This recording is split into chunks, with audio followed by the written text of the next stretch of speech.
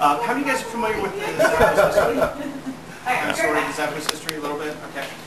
So we'll do a kind of a quick version of that so that we have more time around the building. But basically, the picture over here, we've got two guys on it. The gentleman on the right is Nick Swinburne. The guy on the left is Tony Shea. Nick's actually the guy that came up with the original idea for Zappos.com, or what started off as shoesite.com. So if you look over here, thank you. On the top rack there, that's the shoes that Nick was looking for. And it was about the end of '98, beginning of '99 in the mall. Couldn't find the size, style, color combination that he was looking for. And just got frustrated. It was one of those things where you realized I spent about 4 hours looking for this pair of shoes. There's got to be an easier way to do it. We went online to see if anybody was selling shoes online. At the time, nobody really was. It was one of those things where there was a couple mom and pop places, but nothing real substantial.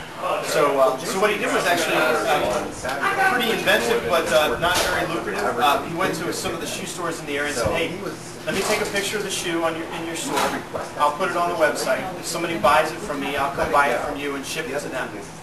And he said, "Fine." So obviously, you're not making a whole lot of money by doing that, but he was getting the concept up and running. So he got that going for a while. Needed some funds to keep things going, and he contacted Tony Shea, who was with Venture Frogs at the time, to ask him, "Hey, are you interested in investing in this business?" At the time, Tony was involved with Venture Frogs, and so he and Alfred Lim were together with that. Essentially, it was a venture capital group or an incubator where businesses could come.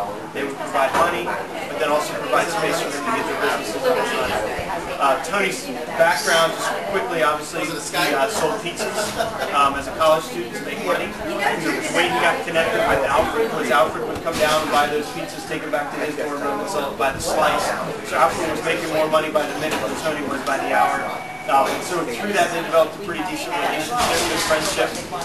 Right after college, Tony created Link Exchange, which was the banner co-op group. So we all had websites. We were all, share each other's websites on each other's sites. And it was a way to cross-advertise in that way. It was one of those things where he felt like, as he started getting up and going to work, realized, I'm the CEO and I hate going to work every day. So it's real stuffy, it's very corporate, not really the type of environment that I want to be in. So Microsoft offered to buy it for $265 million. He said yes, and sold it to them, and so he had some money. He and Alfred got back together right after that, and got involved with Link Exchange, so it was a way for them to find a business. The main goal, find a business that they could really invest in, where they could keep the company culture alive and growing, those kinds of things. So when Nick approached him with the idea, the three guys really sat down and realized that none of them had any experience in footwear. So if you're going to sell shoes online, you probably should have somebody on board that knows something about shoes. So the two guys, Alfred and Tony, said, told them to go out and challenge them with finding somebody in the footwear industry that could get behind this and get involved with this. Nick made some phone calls, got in touch with Fred Moser, who was with Nordstrom at the time, pitched the idea to Fred, and said, what do you think about this new idea? Took Fred about 6 days, but eventually came back and said, yeah, I think it's a great idea, let's go for it. And so through that process, then they sat down, really thinking through their customer service philosophy. So if you look on there, the idea behind shoesite.com, the whole purpose behind that was we wanted to make the shopping experience better. So if you go in store, you have the opportunity to go in store that it may not have a product. You might have to stand in line, you might have to drive around a while, find a parking space, you have to worry about crowds, all that kind of thing. So there's a lot going on. If you're shopping online, it's easier, right? You have the convenience of being in your PJs if you want to do that. There's a couple things to overcome, obviously, with that is shipping. You're in the store and the shoe goes bad, just take it right back and bring back that new pair, try it on, and you're good to go. So even with this, the idea of shipping, we wanted to make it easy, right? So shipping back and forth, free shipping, everything, make that a decent experience for the customer. But ShoeSite locked us into one product, which was just shoes, right? So what we wanted to do was change that up a little bit. So the guys sat down. They took the Spanish word for shoes, which is zapatos, played with it, came up with Zappos. The word wasn't really connected to anything, but eventually would have meaning and have some connection. So that's the idea there. Oh, it's with the mouse. Does that make sense? Yeah. So far? All right. Oh, come on. The picture up here is actually one of our beginning offices in San Francisco. that was where we initially started, where we initially grew things. The business model that we used from the beginning was a drop ship model. So if you contact us, place an order, you contact the brand, have the brand ship it to you. The problem with that arrangement is customer service.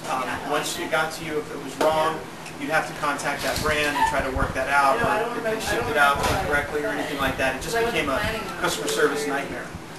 So we decided we wanted to start warehousing our own product, which basically then we would buy it from the brands, we would own it, we would own the whole experience.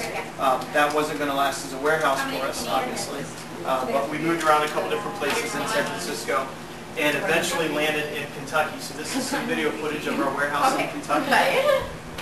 Two biggest reasons that we moved there to Kentucky. One is because UPS is there. They have a major hub in Louisville. We're in Shepherdsville, which is right outside of that. We developed a pretty good relationship with UPS while we were in San Francisco. The biggest reason is they gave us a call back.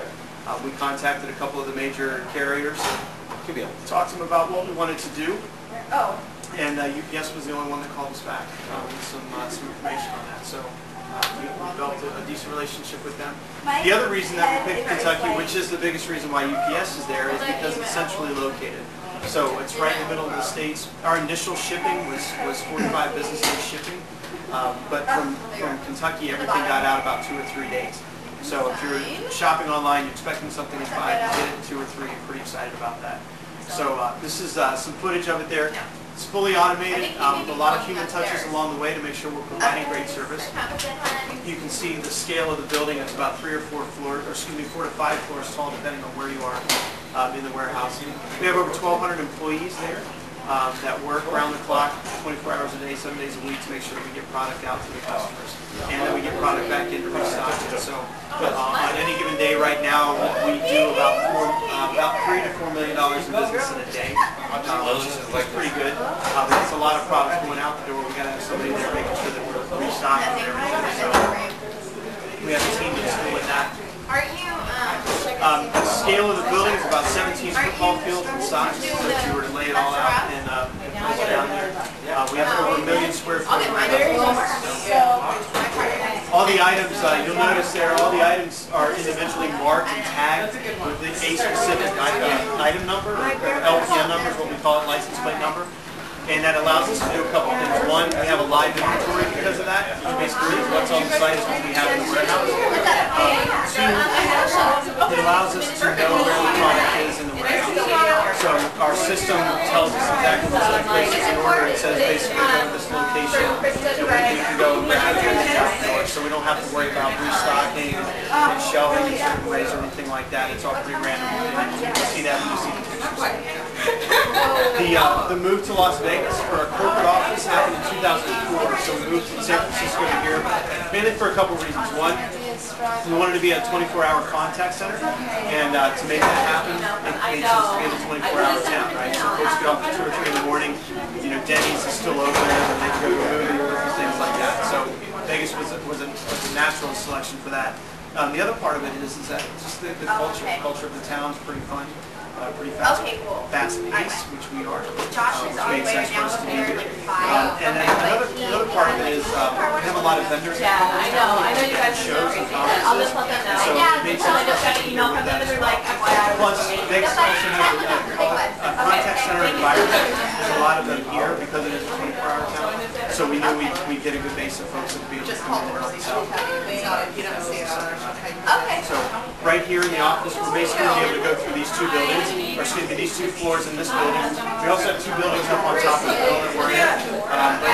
Everything that happens here in Vegas, we have our development team, we have our IT department, we've got human resources training, we have finance, we also have our contact center, which is upstairs, and then our merchandising, which is providing a lot of other teams that really help us. So is Kentucky the only distribution center? Do you distribute?